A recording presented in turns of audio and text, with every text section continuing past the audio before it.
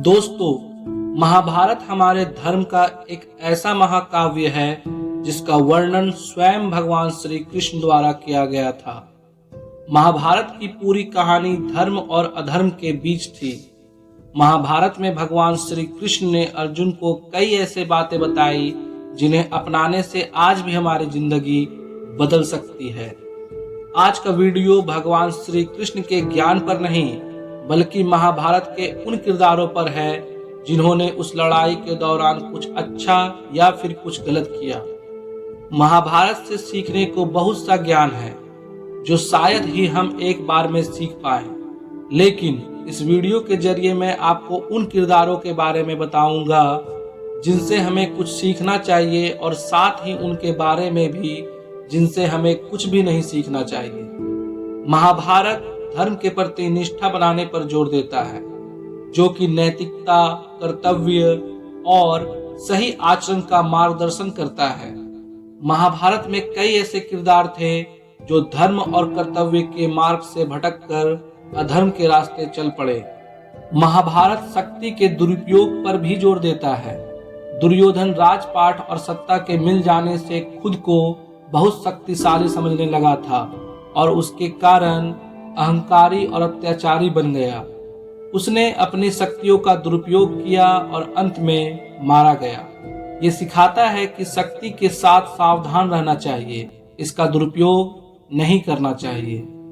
महाभारत में ऐसे कई किरदार थे जिनकी गलतियों की वजह से धर्मयुद्ध छिड़ा या उसकी शुरुआत हुई।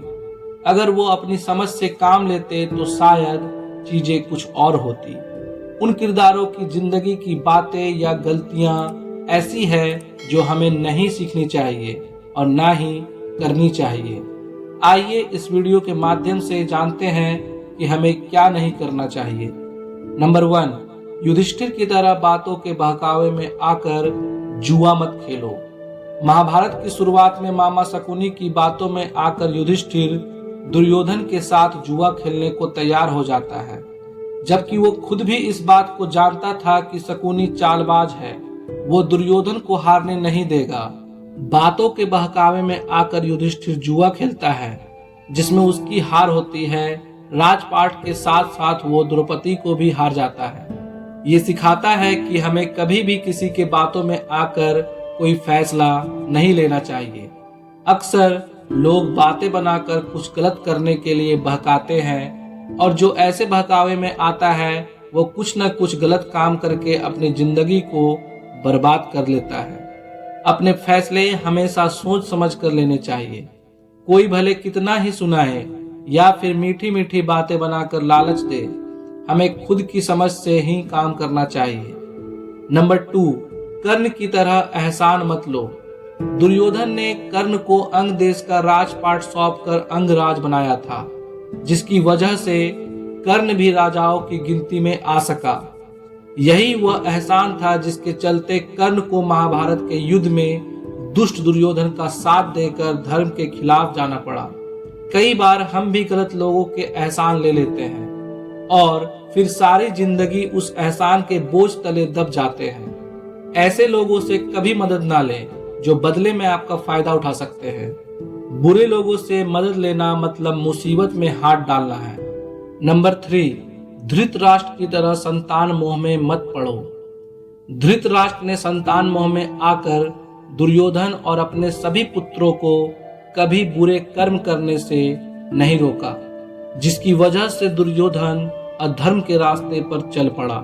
जो माता पिता संतान मोह में आकर बच्चों की गलतियों को नजरअंदाज कर देते हैं, उन्हें भविष्य में मुसीबतों का सामना ही करना पड़ता है। बच्चों की हर जिद मान लेना, छोटा है बोलकर गलतियों पर ना टोकना, ये सब परेशानियों का सबब ही बनता है। बच्चों को टोकना, पीटना और डांटना भी जरूरी है ताकि वो हमेशा कुछ गलत करने से डरे। बच्चों को इतना प्यार ना दे कि उनके अंदर माँ बाप का डर ही खत्म हो जाए और वो हर चीज अपनी मर्जी से करने लगे। नंबर 4, द्रौपदी की तरह किसी का मजाक मत उड़ाओ।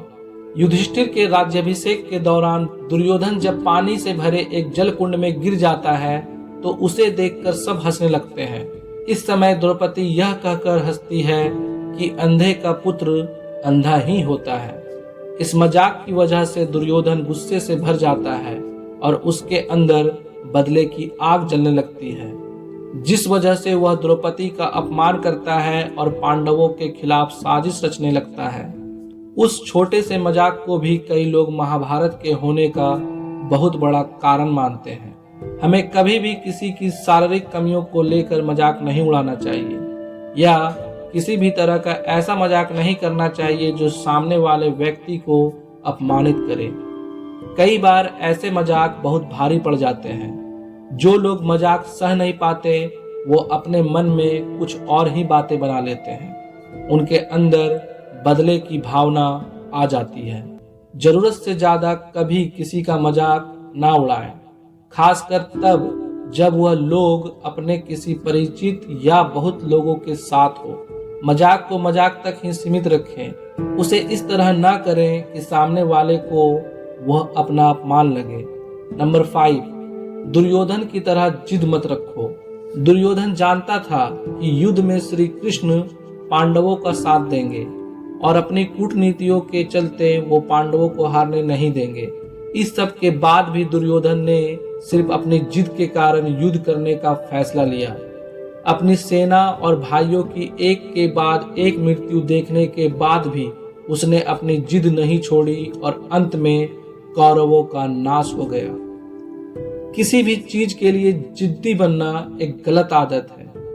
कई बार ये आदत हम पर इतनी हावी हो जाती है कि हम अपनी जिद को पूरी करने के लिए कुछ भी करने को तैयार हो जाते हैं और भूल जाते हैं कि क्या करना सही है और क्या गलत।